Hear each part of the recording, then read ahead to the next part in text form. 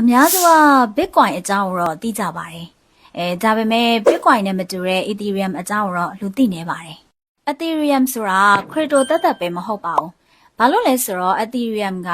decentralized platform ဖြစ်ပြီးတော့ဒီပေါ်မှာ smart contract နဲ့ dApps လို့ခေါ်တဲ့ decentralized application တွေလည်ပတ်ပါတယ်။ Bitcoin နဲ့မတူတာကြတော့ Ethereum ကို programmable blockchain အဖြစ်တည်ထွင်ထားတာဖြစ်ပါတယ်။ Developers တွေကဖုန်းထဲမှာသုံးရတဲ့ app တွေလိုပဲ app တွေကိုဖန်တီးပြီးတော့ Ethereum ပေါ်မှာလည်ပတ်စေနိုင်ပါတယ်။ဒါပေမဲ့ Ethereum ပေါ်မှာတော့ဒီ app တွေက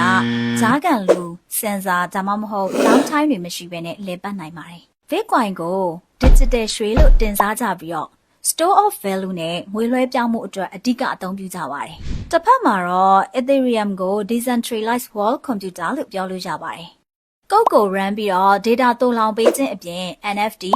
DeFi နဲ့ DAO တို့ကိုလည်းသုံးခွင့်ပေးပါတယ်။ Ethereum မှာ EVM လို့ခေါ်တဲ့ Ethereum Virtual Machine နဲ့လည်ပတ်စေပြီးတော့ developers တွေကကုတ်ကိုရေးပြီး Ethereum မှာလည်ပတ်စေပါတယ်။2022မှာတော့ Ethereum ကစွမ်းအင်အများဆုံးသုံးတဲ့ blockchain ကနေ Proof of Stake အဖြစ်ကိုပြောင်းလဲလိုက်ပါတယ်။ဆိုတော့ Bitcoin လိုမျိုးစွမ်းဆောင်ရည်အားကောင်းတဲ့ကွန်ပျူတာကြီးတွေမလိုအပ်တော့ပါဘူး။ငွေကြေးကနေ gaming အထိလုပ်ပေးနိုင်တဲ့ Ethereum ကိုတချို့က Web3 လို့တောင်မှပြောကြပါတယ်။ဆိုတော့ Ethereum က Bitcoin ကိုအစားထိုးဖို့အတွက်တည်ထွင်ထားတာမဟုတ်ပါဘူး။ Digital ကမ္ဘာသစ်ကိုဖန်တီးလိုက်တာလို့တောင်မှပြောလို့ရပါတယ်။နောက်ထပ်ဒီလိုဗီဒီယိုကြည့်ချင်နေဆိုရင်တော့ like and share လေးလုပ်ထားပေးအောင်နော်။